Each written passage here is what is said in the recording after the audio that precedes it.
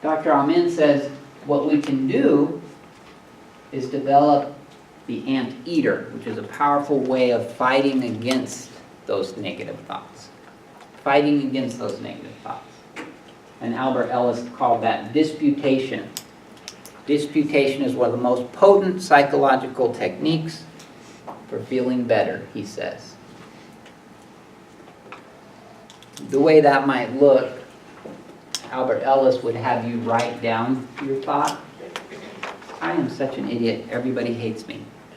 And then Dr. Ellis would say, now argue against that. Does that logically make sense? Does everyone really hate you? Or does just a few people hate you? Your mom loves you, maybe. And so that's called disputation. So some examples of what we call cognitive errors, or automatic thoughts that are not true, they don't make logical sense, is always thinking. For example, an overgeneralization. Something that happened once will always happen again. When we say things like, this always happens to me, I never get it right.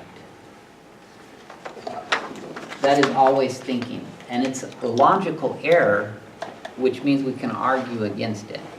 I had this happen a while back, driving down O Street in my Mini Cooper at a high rate of speed.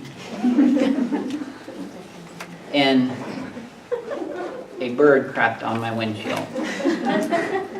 And this was summertime, and the bird had been eating mulberries, and this was a decent crap.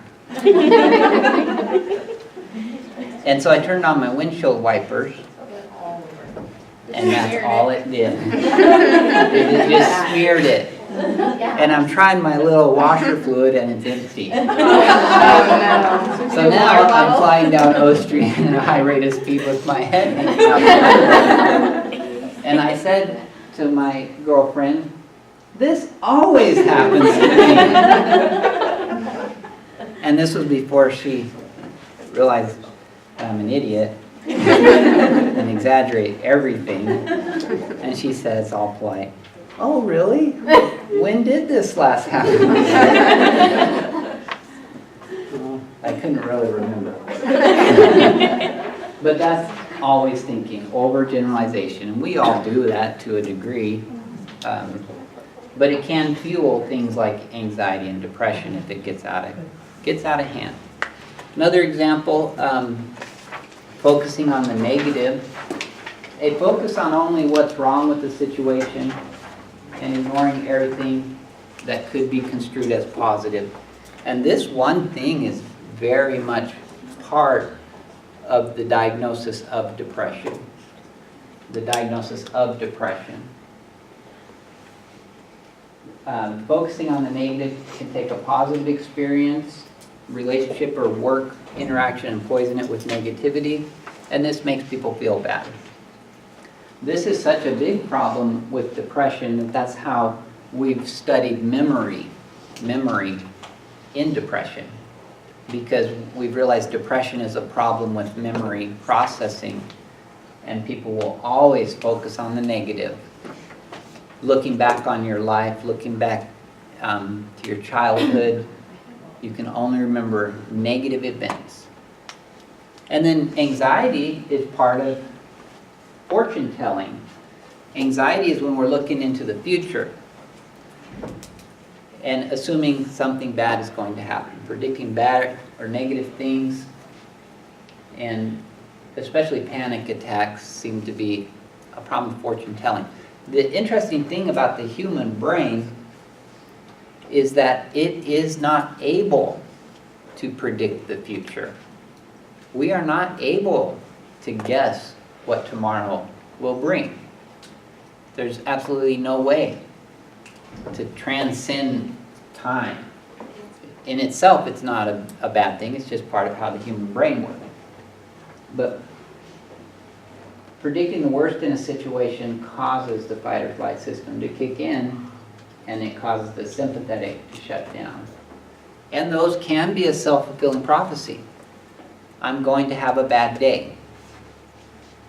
And then you're paying attention to exactly how bad your day is.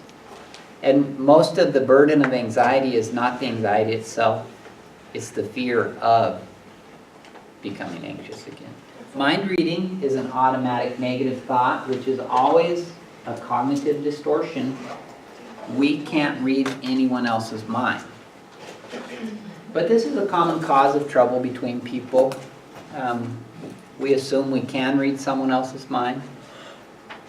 No one has yet perfected that skill, and so we tend to read things into people's facial expressions, and assume that someone doesn't like you.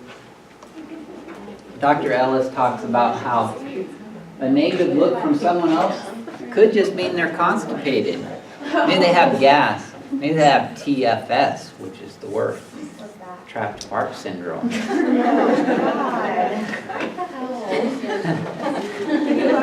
and they look all angsty, and you're like, man, they hate me. They hate me.